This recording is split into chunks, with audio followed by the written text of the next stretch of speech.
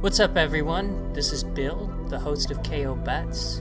Before I get started, please like the stream, subscribe to the channel. I appreciate your support tremendously.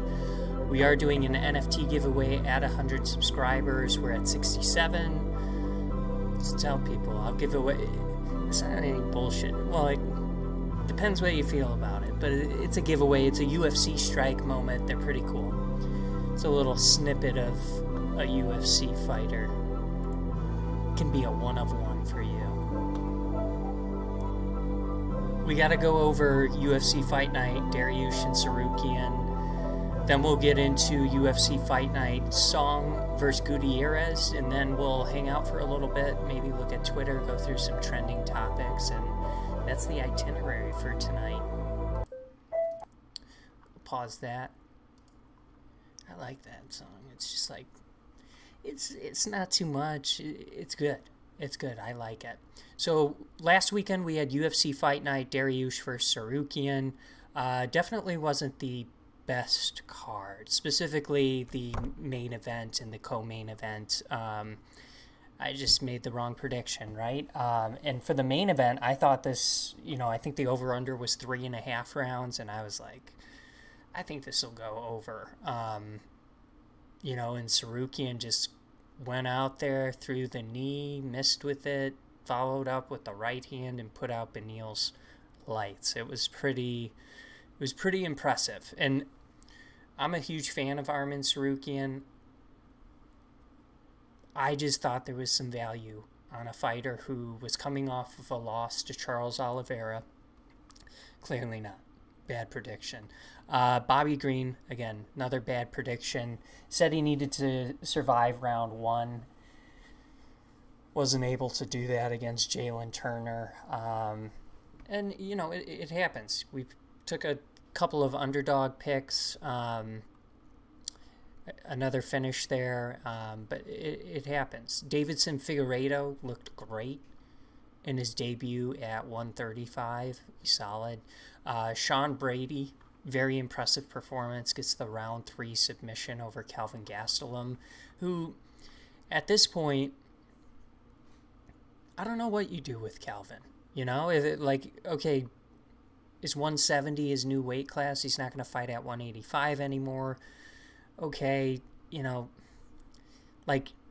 you even rank him top 15 in either division? I don't think he can really do that, but I think he's still an A.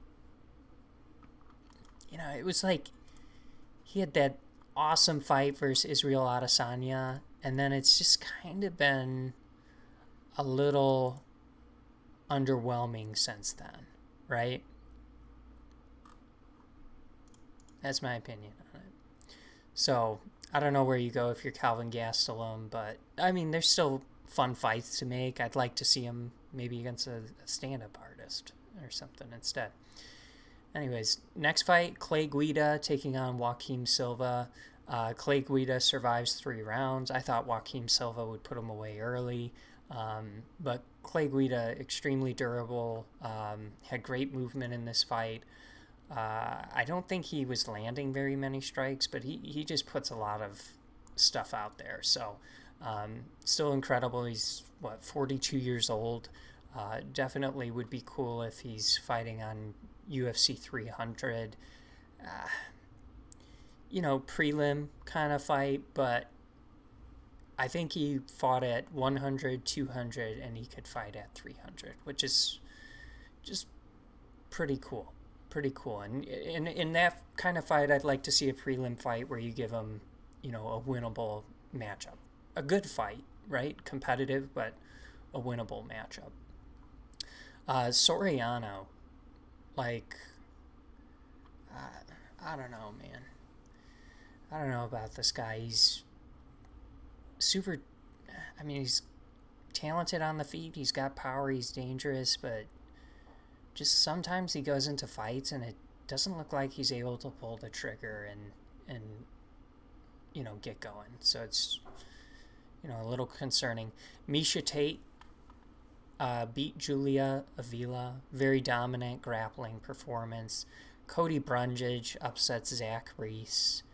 Jakar Close looked great against Joe Selecki. I really liked Jakar Close. I was pointing out that line. Rodolfo Bellato gets the second round KO over Eeyore. Eeyore looked good early, but